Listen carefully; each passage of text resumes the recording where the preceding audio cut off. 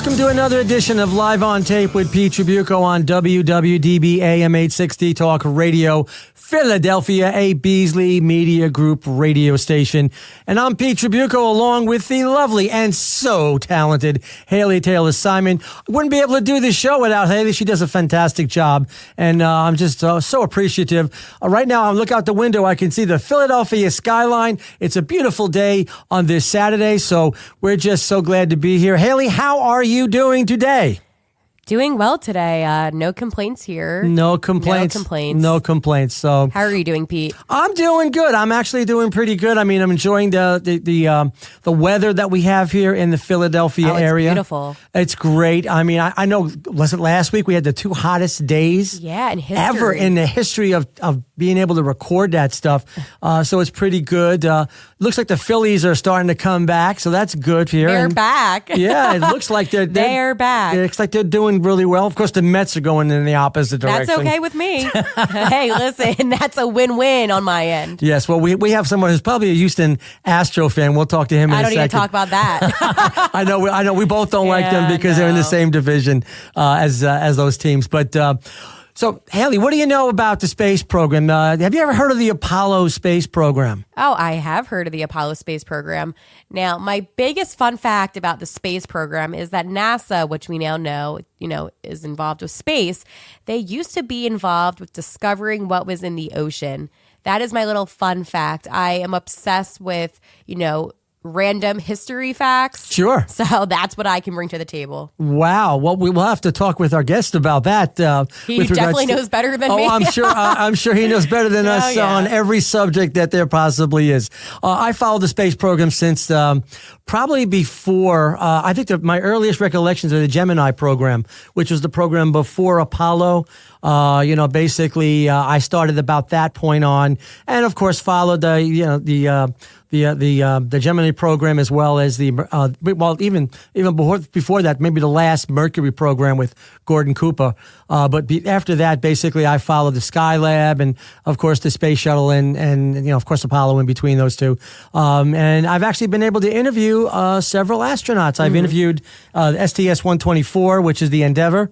STS-132, which was the Atlantis, and the last flight to go up, Haley, was STS-135 Atlantis, and that had only 4 passengers on board. Yep. I was able to go in the full motion sim with those guys and gals, and Sandra Magnus was the gal on board, and she had more space time than the other 3 combined. Wow. You believe that? That is unbelievable. Also, was Rex Walm, Doug Hurley was there. Doug I knew from other things. He did SpaceX too. Yeah, I know Doug. And of course, the commander was Chris Ferguson for that show. Oh, and that's that last space flight which took place. So, and I did a whole bunch of other things. But we got somebody. Oh my goodness, I am so excited. When we talk about space, when we talk about just certain people, certain individuals, well, we've got one of them today. One of the best. One of the best. A former national astronaut, engineer, fighter pilot with the Marine Corps, Air Force, test pilot, and he is only one of 24 to have flown to the moon, having flown as the lunar module pilot on Apollo 13. Yes, you heard, folks. Apollo 13. He was actually slated to become the 6th person to walk on the moon, but because of Apollo 13 problems, that didn't happen. So we have got Fred Haise with us. Fred, how are you doing today? We just love having you. Happy to join you. I noticed you're talking about warm weather. I'm in Houston, Texas. Yes, you are. It's been a bit warmer here. This time of year, we're always in the 90s. We'll probably stay there till late September, early October. That's our summers here.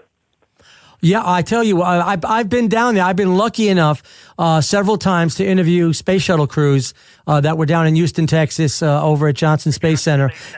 And it's beautiful. It's just beautiful there. I love the weather. All right. Well, I heard your intro, and I guess I was very lucky. I feel, at least this time in my life, to have literally been around at the right age with the right experience to be able to join the space program and what I'd call the golden years of the Apollo program. Yes.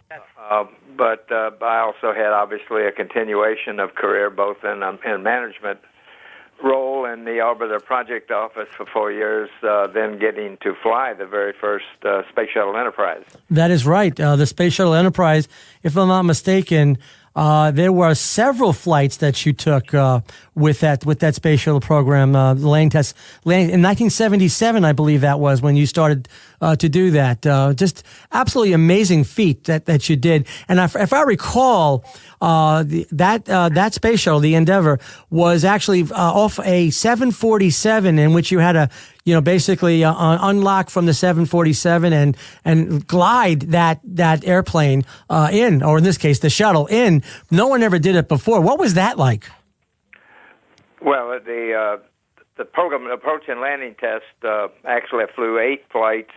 3 of them were captive. I flew flights the 1 and 3 captive. Joe Engel and Dick Truly flew the second flight, where we were perfecting the approach to assure we had safe separation when we did cut it loose from the 747, and to do some of the system tests while we were on those flights. And I then flew three flights where we separated. It was really an aircraft test program from separation. Obviously, it was a planned set of things to do. Mainly checking out the aerodynamics through maneuvers you did. And, of course, we changed the center of gravity of the vehicle between flights and test its landing characteristics and ground effect, low to the ground where you approach landing, and wheels, tires and brakes, assembly on the rollouts, nose wheel steering, that sort of thing while we were rolling out on the big lake bed. Wow, that's amazing. As a pilot myself, the scariest thing I could ever think of, and of course I'm not nearly on a level that you guys were, but a lot of times, we would do the dead stick type of emergency landing stuff where, you lose your engine and you try to glide in. I could imagine what it would have been like with the Enterprise. Trying to land that, because I know it's a heavy vehicle, and if it basically is extremely difficult to glide in, even though you might have a long runway, which you used. What was that like? I mean, did you actually have to test that out first, or at least simulate that before you could actually attempt to land the Enterprise? Well, yes, but actually, my background experience. Before I became an astronaut, I was at NASA Flight Research Center for 3.5 years. I was a test pilot for NASA for over 7 years. Okay. And I did a lot of practice landing relative to the practice, and although I never got to fly it, the X-15 program, which had similar glide characteristics. And the weight doesn't have anything to do with it. It's just what lift to drag you have, parameter lift to drag, which is kind of a parameter that you judge gliders, like sports gliders go way up, 40 to 50, even 60. The L of a D of the shuttle and the X-15 very close at about 4.5. So that determined just your length of ability and length of time to stay airborne. But the primary concern was how the flight control system would work, because the first time we got to see how it worked was after we separated. Now, we had simulations before with various fixed-base simulators as well as a moving-base simulator and, of course, a Gulfstream II aircraft that was through a computer made to simulate the handling characteristics and the lift to drag through use of reverse thrust. Wow. Of the shuttle. So you had that in your background training as well. That's right. If I'm not mistaken, the Enterprise actually had ejection seats in the beginning, right? That's correct. We had ejection seats, and actually the big risk taking was the 747 crew. If we had gone out of control right after separation and had impacted the 747 in a way that made it uncontrollable, the 4 people on board probably would have not survived. Wow. Whereas obviously we had ejection seats as a plan B. Oh, that's interesting. That's really interesting. Yeah, your background is just absolutely amazing. I'm just looking at it. In addition to, of course, NASA, I tell you, you were, I guess, part of the Apollo program, and you got involved in that after your test flying days were done. And from what I'm looking at, basically, you were slated to be the backup crew for Apollo 8 and also Apollo 11. Is that the case? Yes, as the group that came in 1966, so-called Original 19. Yeah. My very first crew assignment, actual flight crew assignment, was as a backup to Bill Anders on Apollo 8. Uh-huh. Then normally it was a 3-mission cycle, so I would have flown Apollo 11, but Mike Collins, who had been pulled out of Apollo 8 because of a medical problem. Sure. Had got well, and Mike had seniority, and Deke put him back in on Apollo 11. So I ended up serving another backup assignment, this time as the backup to Buzz Aldrin. That's absolutely amazing. And then, of course, you were supposed to be on Apollo 14, and because of the incident which never happened actually, of that person getting the measles, you got bumped or moved up actually to 13, and ended up having that the whole situation that occurred, which was amazing. And of course, the movie done by Tom Hanks, of course, Apollo 13 was a blockbuster movie. And so what was that like to actually relive that? I know Bill Paxton played your role. What was that like reliving that incident? And they used you to basically talk more about that. Well, I didn't relive it. I had nothing to do with the movie, except in a couple of meetings before they started filming. Uh-huh. Ron and had a lot of data information NASA had given them, and I actually hosted meetings in an office. I had in Titusville, then working for Grumman Corporation. Uh-huh. And Ron was there, and he brought his daughter, actually, and Tom Hanks was there, and assistant producer, or director, rather, and the producer, Glazer. Okay. And they just had a bunch of questions they went through to kind of get my readings from their review of the mission report. And Ron had listened and they had listened to all the air-to-ground radio transmissions, and this one my version of what went on before they went into the filming sometime later. Sure. Did you, I'm pretty sure the last time we spoke, you talked about that you did meet Bill Paxton. At least once or twice. What was that like? Well, I met him really before the movie. I only met him once. The second time, Ron had come to Florida with camera people to figure out where they were going to film certain scenes they had in mind at Kennedy Space Center.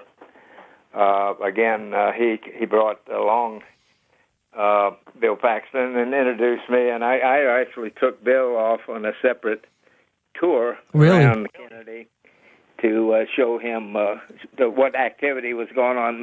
Obviously, at that time, it was Space Shuttle, and hope to give him a feeling that the business of space and preparing things for launch took a lot of people, skilled people, to get it ready. Yeah. And so I showed him, that kind of activity going on at several facilities. The hangar OPF facility where one of the shuttles was sitting, getting redone for the next launch, and I took him out to the launch pad, that kind of thing, to orient. He was not particularly a space fan, so he had not followed a lot of the activity and shuttle, obviously, at that day and age.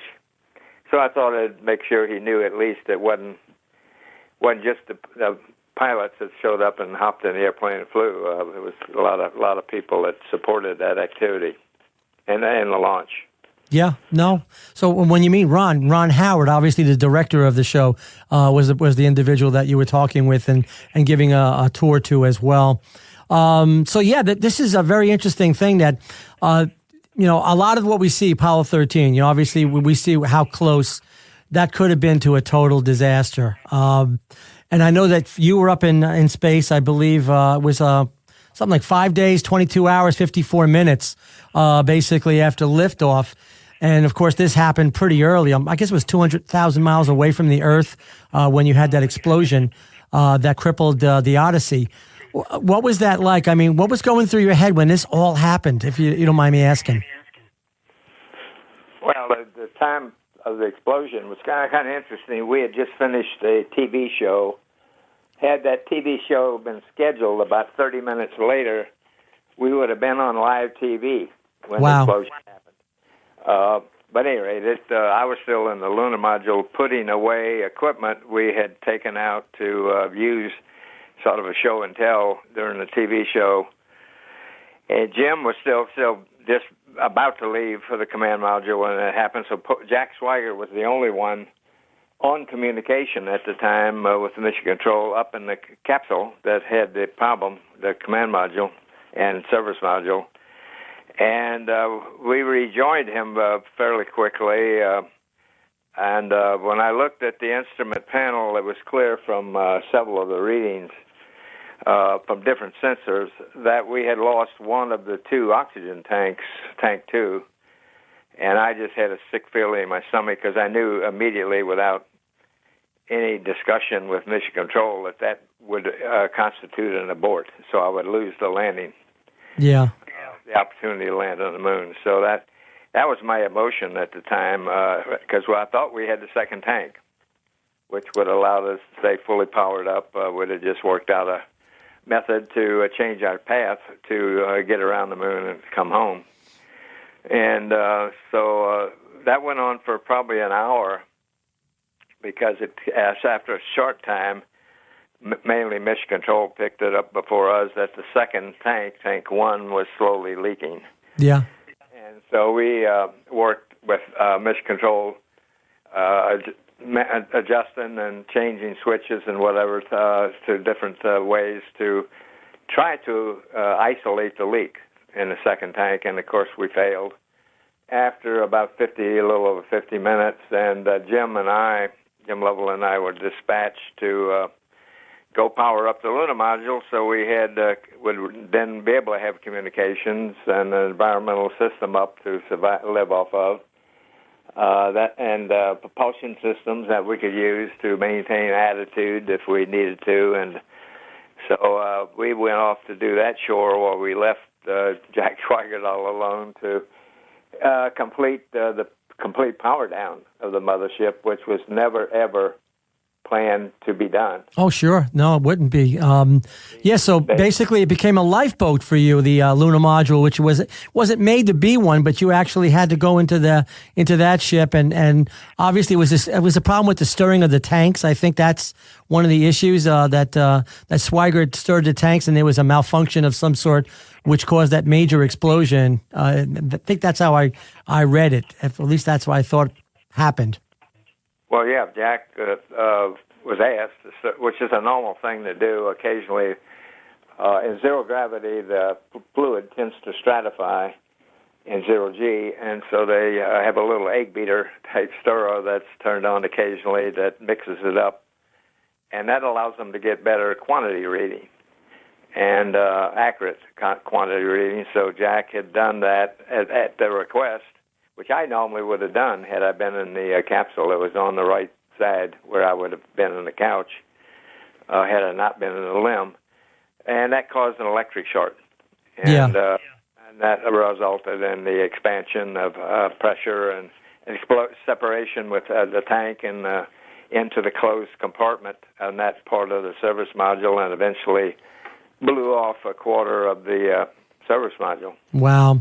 For those that are just joining, we are talking with astronaut and space shuttle test pilot, captain in the Air Force, and also just an all-around amazing individual, Captain Fred Haise. And we'll be back to talk with Fred right after this. Each year, 5,000 people, including children, choke to death.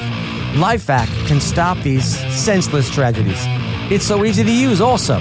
Simply place the mask over face, push, and pull. You'll never regret having a LifeVac in your home or office. Please visit lifevac.net today to protect you and your loved ones. Or you can call them at 877 LIFEVAC.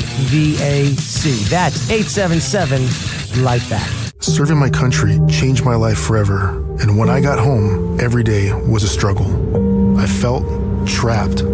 But everything changed the day my family received a specially adapted custom home from Homes for Our Troops. Now we have a safe and accessible home to enjoy the freedom I fought for. Homes for Our Troops builds and donates specially adapted custom homes nationwide for severely injured post 9/11 veterans. Join our mission at hfotusa.org.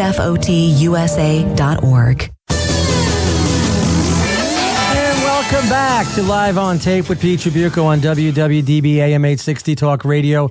And we have got one amazing guest. Haley, when I was growing up, basically, I loved the astronaut program. I just followed it for as long as I could. And obviously, on 1969, when we landed on the moon and did the first walk, it was just absolutely amazing. And we were hoping that this program would continue forever and ever and ever. And unfortunately, it did not. But we have one of the astronauts that actually, from the Apollo program, that actually went to the moon. He's only one of only 24 people that actually made it and flown to the moon, was scheduled to land on Apollo 13. Yes, folks, you heard correctly. You know, that movie, Apollo 13, it really did happen. And we have astronaut Fred Haise with us. Fred, so now talk me through this. When you had the explosion and everything was going pretty badly, and I know there was some control issues, there was a lot of noises and stuff, and no one really knew how many oxygen tanks you had left. What was, and how, it takes about 2 hours, according to what the movie said, in order to get the LEM all fired up. How long did it take you to get that LEM ready so you guys can all go in there? Well, I don't recall the exact time, but obviously we shortened the activation of the lunar module because of we didn't have a need for landing radar, rendezvous radar, a UHF communication, which would only be used to talk primarily to the command module, because we were never going to separate and have a rendezvous. So Sure. We really didn't power up parts of the vehicle that we knew weren't going to be needed. So it allowed us to X through sections of the book called the checklist, the activation checklist, to greatly shorten that time to power the LEM up. But as far as you said, how many oxygen tanks all systems on in Apollo pretty much had an A and a B system, or system 1, system 2. Sure. That was for everything. And so basically, how many oxygen tanks? We had 2. Tank 1, tank 2. And we lost tank 2. So we had only 1 left, and unfortunately had the leak that when we lost it, we had none left. That's right. And later on when you took pictures, the whole side of the the service module was blown out. So that must have been amazing to see that and know that you actually survived, even though that explosion blew out the whole side of that service module. Yeah, the service module, as you know, is behind the capsule. It's attached to the base of the capsule itself. And it was a surprise because thinking back to the time explosion, of course, there was a loud bang. With it, some jets were firing to try to hold attitude, the small attitude control jets, that the computer was trying to maintain the attitude it had at the time this happened. But there wasn't that much motion. The movie obviously exaggerated that, so there wasn't a lot of motion otherwise. And so that was the unusual thing at the time explosion. And looking at the damaged area, it just seemed like everything would have been greater when it happened than what we actually witnessed. Oh, yeah. That was something else, basically. So, yeah, you spent 5 days. Obviously, you got back home, and it was a miracle. Everybody was praying for you, including myself. We were all worried about you guys, especially when we knew that in the beginning they didn't have enough oxygen or enough power to get you back. They were going to be short on power, and they had to go through the whole process of getting that. But you were slated again after the mission, and after it was a successful failure, basically. You were slated to go on Apollo 18.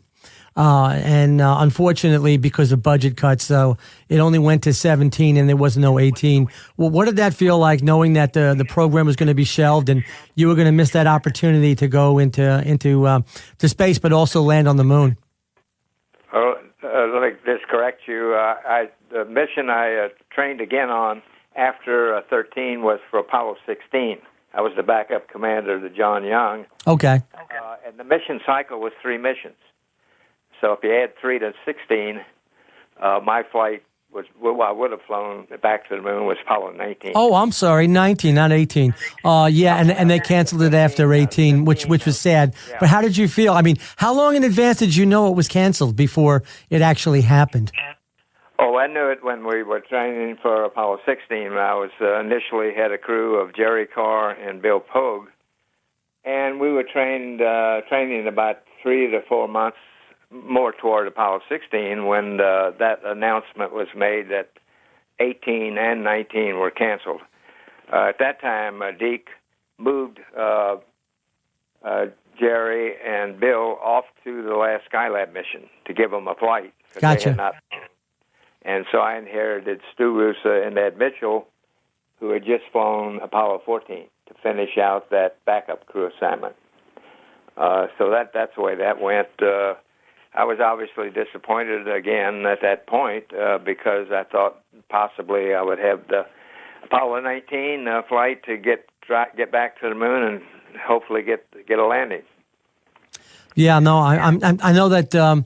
I guess Jim Lovell also was this was his last flight, so I'm assuming that he was very, very disappointed that he was on Apollo 8, he went around the moon, and he pretty much did the same thing. Although I heard through the grapevine that you guys ended up going, and I know it's no I guess award for this, but you had the longest flight in that you were the furthest away from the Earth at one point. Because of the slingshot and all that effect from the moon, so I guess you still are the only astronauts that have gone furthest from the Earth. It's kind of an accolade, but not a good one, I guess. Yeah, the circumstances were we were not the longest flight. Obviously, it was cut short, in fact, but from the planned. But we ended up being the furthest because of several circumstances. It was just how the moon was distanced from the Earth at the time we flew. The moon does not fly a perfect circle in its orbit around the Earth, so it was kind of at one of its farthest points. And we went around the moon at a little over 130 miles on that walk-around trajectory change to get us back relatively in that path to get us back home. That put us that high, because most missions went into orbit at 60 miles. Sure. So a combination of the moon being further away and our being at 130 did give us that record, if you will, of being furthest from Earth, of course, which is no big deal. It put us in Guinness, which will be, I guess, overtaken shortly with the next Artemis mission, which will go even further behind the moon.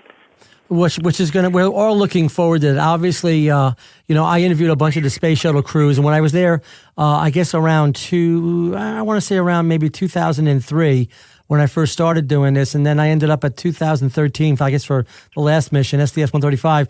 I noticed that the astronaut corps went from like 250 astronauts down to practically maybe 30 or 40.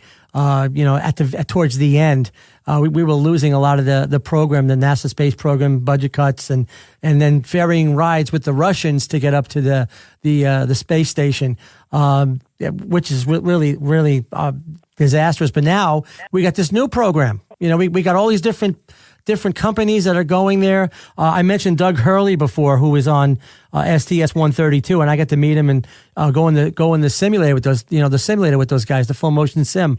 And I heard that I saw Doug was actually involved with SpaceX, I believe, on their inaugural flight, which was pretty cool. What do you think is going to happen to the space program now with so many different people, so many different moving parts now, and a rocket that's somehow bigger than the Saturn V? How do you think that's going to go? Well, we'll know when it goes. I'm not sure what the question was. The space program obviously does have a lot of activity right now in the private sector with Blue Horizon, the one that has the aircraft that's spacecraft, if you will, it's air launched, just had its back flying and supposedly going to get to a point of flying every 2 weeks with paying customers. Sure. Of course, Boeing still has a vehicle that is not flown with people in it yet. That's being developed. That would be another way of getting back and forth to the space station, other than the SpaceX, and which is still very strongly in business. With this Dragon, that's flown a number of crews, including some private crews. I think they got another one scheduled now. Yeah. So all that's going on, and one you're talking about, of course, to go back to the moon is Artemis, which has the big new rocket that's really a Saturn V size rocket. Bigger solids, 2 solids, I think, and it's using 4 liquid engines that were virtually they're upgraded engines that were used on the space shuttle. So that's what's going on. Of course, the NASA portion of that, particularly Artemis program, is dependent strongly on continued congressional support for funding. Okay. It's something you wrestle with every year. So let's try to explain this now, because before way back when, in the old days, it was NASA.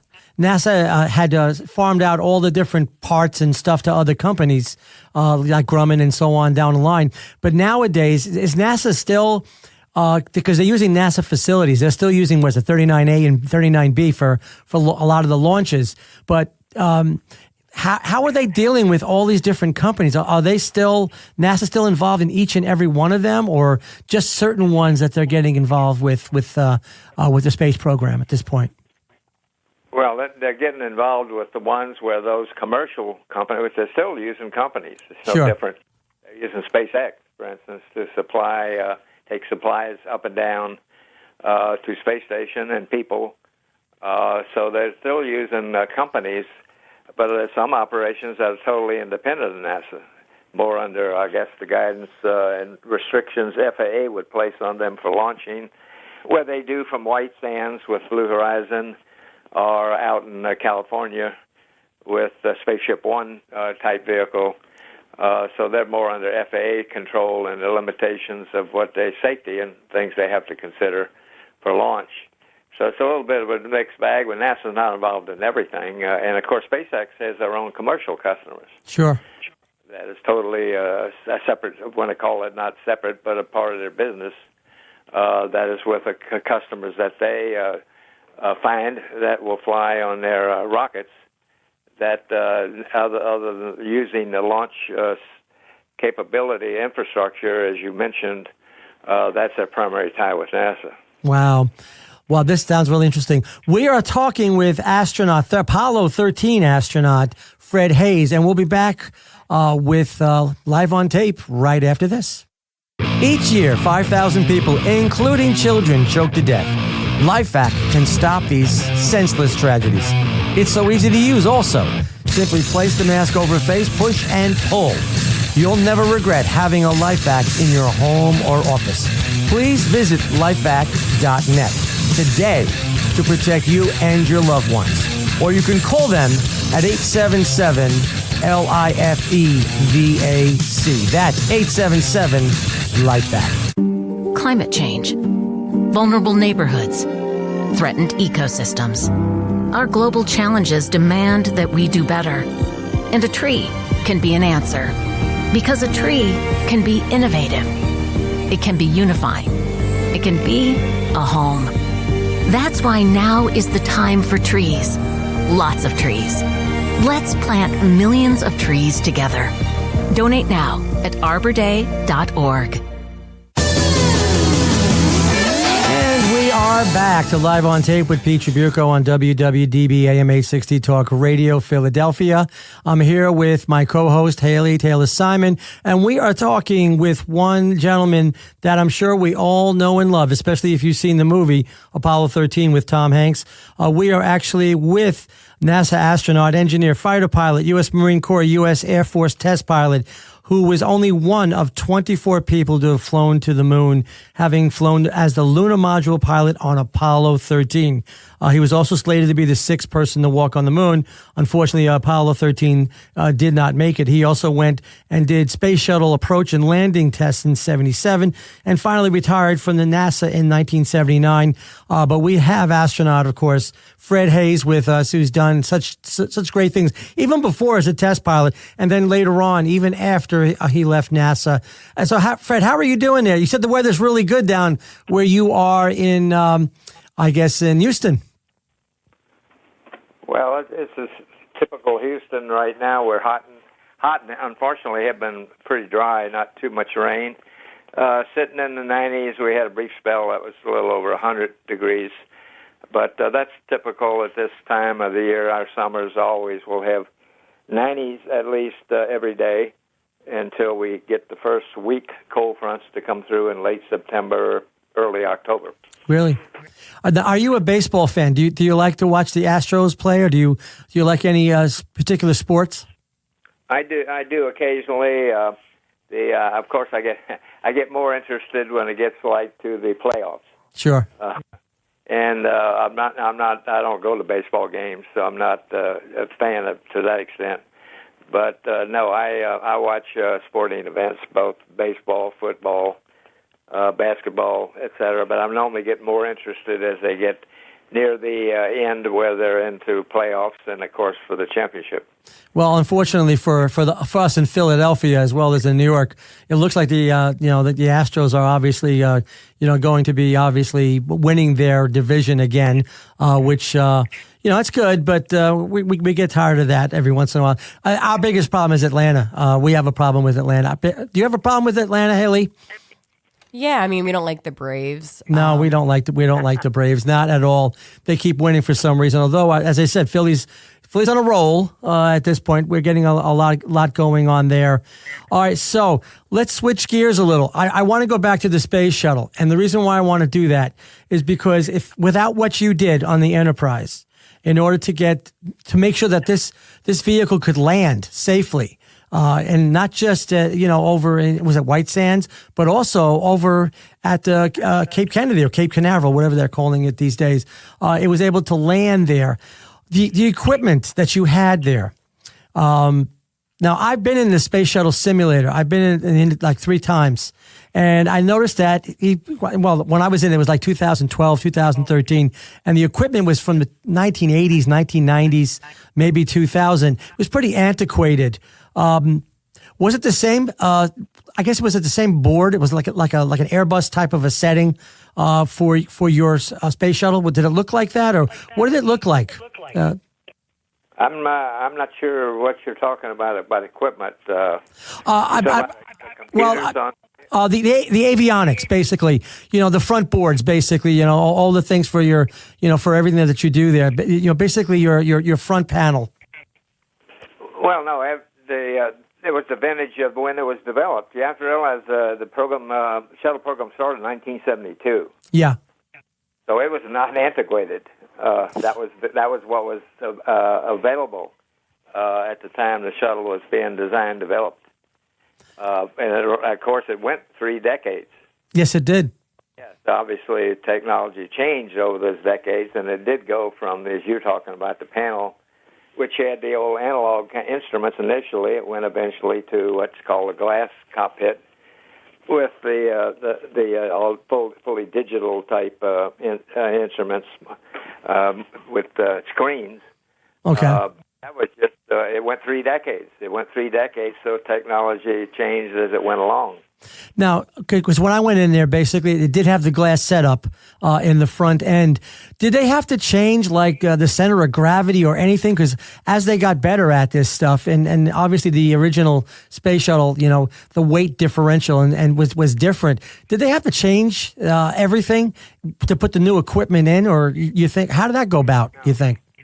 No, the center of gravity of any flying vehicle is limited from when it's designed and built. You have a forward limit, and you have an aft limit of center of gravity, and that's for that particular machine that's built, you have to live within that. It doesn't matter what you do, how you handle payloads, or as you're saying, new equipment. I don't think necessarily equipment you're talking about added weight, but no, the vehicle has a fixed center of gravity set of limits, forward and aft, and that's what you have to live with until you completely redesign and build a different aircraft or space. So that it's fixed. Yeah, no, I agree with you on that. Basically, what I was saying is that the equipment went from analog to glass. The weight has to be exactly the same or close to it, for in that area. Doesn't have to be the same. You just need to be within the limits. Oh, okay. Forward and aft. And I don't think the glass added had significantly that much weight either. Yeah, that's true.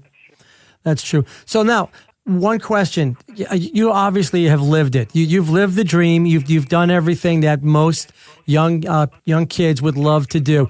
We got a new astronaut corps coming. I think NASA just put in applications for new people to come on board. For new people that are listening, here in the Philadelphia area or wherever, because we also do this as a podcast.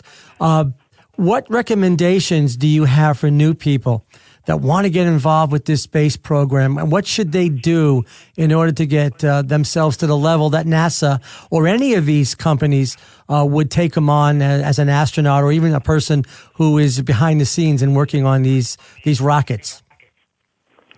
Well, my recommendation, when I've talked to school children, and at any level, is to try to best figure out what their natural abilities are that they've been blessed and born with, and how to apply that ability into a career path that best suits that, because it'll make the work they have to do in either education or training to achieve a goal in a career more enjoyable along the way and seem easier to do. They'll do better in their performance and they'll enjoy it more. So I don't think, you can have a dream, if you will, of being an astronaut, but for instance, in school, if you don't understand and don't enjoy math and the science, it's obviously not necessarily the career path you want to be in.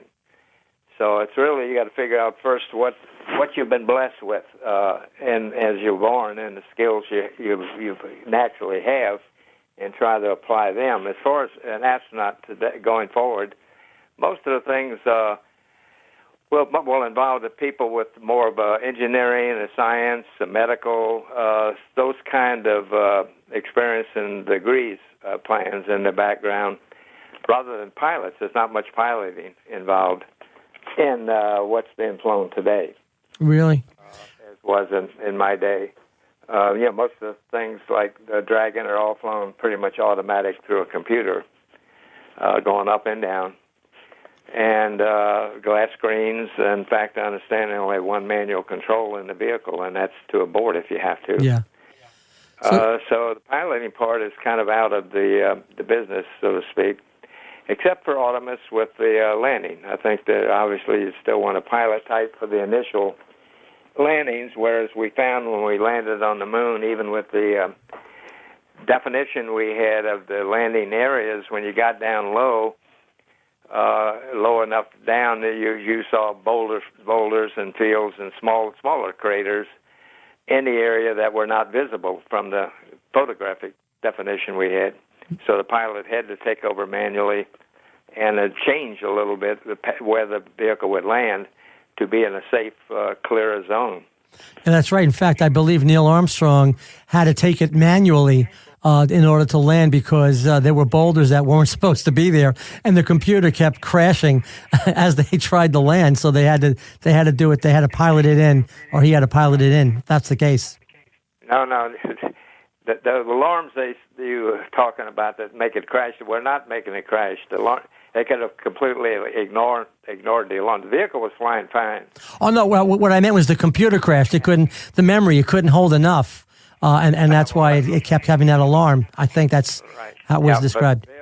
The control system was working fine, and every landing on the moon was done manually, not just Neil. Okay, that's good. Well, here's the last question I want to ask, and then we'll switch gears. When do you think we're going to be back to the moon? When do you think that will happen? And is it going to be soon? I know we're still testing things in order to get there. When do you think that might actually happen? Oh, you need to talk to two people. One, someone who's in the program, like a program manager, and secondly, Congress, the committees that deal with NASA and budget. Because that's determined schedule, and I can't answer what you're asking because I'm not involved in either of those scenes. I'm not technically I'm not involved with NASA at all. Have not been since 1979. Yeah, and obviously Congress is all. Like I told you, it's a question every year. I wrote a book, Never Panic Early, and I discussed in that two things. This is what we're talking about. For 12 years, I had a contract in the business world turning around space shuttles. Okay. With Lockheed, I call it Kennedy. And also, I was 4 years on the initial development. I ran a system engineering integration contract on early space station called Space Station Freedom, later became ISS. Okay. And it tells you very clearly not just the challenges you have in getting the vehicle designed and developed, but also the fights every year through Congress to get the money to sustain the program and keep it on schedule. Well, I only hope that it's soon. I hope it's in my lifetime. I would love to see us get back there and maybe eventually get back to not just to the moon, but start, going and exploring, Mars and other places as well. I did want to bring up one last thing, and that is in August of 1973, you were piloting a Corvair BT-13, I believe. And unfortunately, you had a crash, and 50% of your body was burnt in the crash. What happened there? Well, the fuel bypass valve opened, and when I did I actually made a go-around. I was flying with Ted Mendenhall. I was in formation. He had a Japanese Zero look-alike aircraft. Okay. And we were taking them down to Galveston Field to get them washed for an air show coming up, sort of a private air show. And I got too close on him on landing and went around. I didn't want to overrun him on the runway. And as I put power on and got up to about 300-400 feet, the engine started sputtering. And I changed fuel tanks and cranked a manual wobble pump with a hand crank that kept the engine still sputtering enough to get it turned around from having to land in the Gulf straight ahead where I was headed. Because this was a fixed-gear airplane. They couldn't raise the landing gear. Sure. And I knew it would probably flip over if I went in the water. So I got it around on the far side of Galveston Field, which was undeveloped area, and it ended up cartwheeling and with the fixed gear and ended up turning over. I ended up going upside down backwards and took a time to get out, and it had caught fire. Oh, my goodness. That was how things happened there, and I spent 3 months in Galveston Hospital, and it actually was 65% burn coverage, and about half of that needed grafting. Wow. And, it all happened for a reason, and you're still here. You're still able to help other people and maybe give some advice on how to get into the NASA program. Now, Haley had a question when we first started. Had to do with NASA and basically... So repeat that question, Haley, because that was a good one that you came up with. I'm trying to think now to what that question was. Well, it was about, I guess, not just the space program. Oh, no, how NASA used to be about the ocean. Yes, Yeah. yes. Did you know that? I did not know that, Fred. Did you know that they were involved with that before? I had no clue. NASA was involved with what? I'm sorry? The ocean. Underwater exploration. Yeah, to discover the unknown depths of the water. No, I did not know. I was never aware of NASA. They did have in fact, Scott Carpenter participated in a underwater living area. They did in fairly shallow water, where they had crew on board, and Scott, I think, was on board too, looking at, I guess, some of the early looks at living that way, that visiting a space station down the road. Okay. So I think it was more with that aspect, not the depth of the water, which has, I guess, gotten notoriety with the recent horrible incident with the one trying to visit the Titanic. Oh yes, I know That whole situation was insane. Yeah, that was absolutely horrible. But now we brought up the water. Remember, I guess, and you probably know about this. You had to go into those spacesuits underneath in the water in the tank in order to get used to, like, not zero gravity, but to basically use instruments and everything along those lines. Whatever that tank was, basically. Did you do that? Because you had to, as in Apollo 13, to train, but for space flight and for going outside. Did you do that? And was that a lot of fun? Was that different? No, we had a water much smaller than the one they have today that supports space station. We had a water tank, but it was more for emergency things where you would land, splice down, and before you could get rid of the chutes, it would drag and turn the capsule upside down. And then the secondary way of righting it also fails, so it's like would be a double failure, that these balloons would be inflated that would right the capsule and get it right side up. And if they failed, of course, you'd be stuck upside down. So we trained on how to get out of the capsule if it remained upside down, to then get with the divers. Hopefully we'll be waiting with rafts to pick us up in the helicopter. And that was part, the other training we did with some of the transposition for again a case where you could not dock the limb or could not get the hatches open, say, between the two vehicles after docking. So now you're going to have to transpose from the lunar module to the command module outside. Oh, okay. And to get mainly the lunar rocks transferred, but any other things you wanted to transfer. So we did that in an underwater tank that could support skeletal structures of those two, the capsule and the lunar module, to look at that transfer. It really was to simulate zero gravity in that case, where the suits, we were ballasted for the particular depth we were working at to be neutrally buoyant. So it was a semblance of zero gravity, but not truly, because your body inside still tended to float, so you're always putting pressure one way or the other, depending on whether you're right side up or upside down, either on your shoulders, where you tended to be floating within the suit, but against the shoulder blades, or the other way against your crotch, if you're the other direction. Oh, yeah. So it wasn't quite like zero gravity in that sense. But also your motions and what you were dealing with the thickness of the water and the suit were somewhat limiting, which similar symptoms to working pressurized in an EVA. Wow. I'm just looking at all the awards that you have here. You've been inducted to the International Space Hall of Fame, Aerospace Walk of Honor, U.S. Astronaut Hall of Fame. And by the way, I've been there. I've seen you. I've actually seen you, not you personally, but your plaque that's in there. What was it like to receive all those honors? The Presidential Medal of Freedom, NASA's Distinguished Service Medal, NASA's Exceptional Service Medal, all these things that you have done.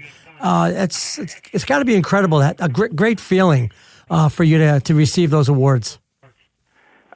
I got good advice early on after Apollo 13. We had one of those awards was I forget, it was by New York City at a big banquet, and I sat next to a fellow named Eddie Rickenbacker. Oh, okay, I know him. Yeah, and one point, Eddie gave me some advice. He said, "Son, I've received a lot of these kind of awards." He said, "I got a bushel basket of them up in the attic somewhere."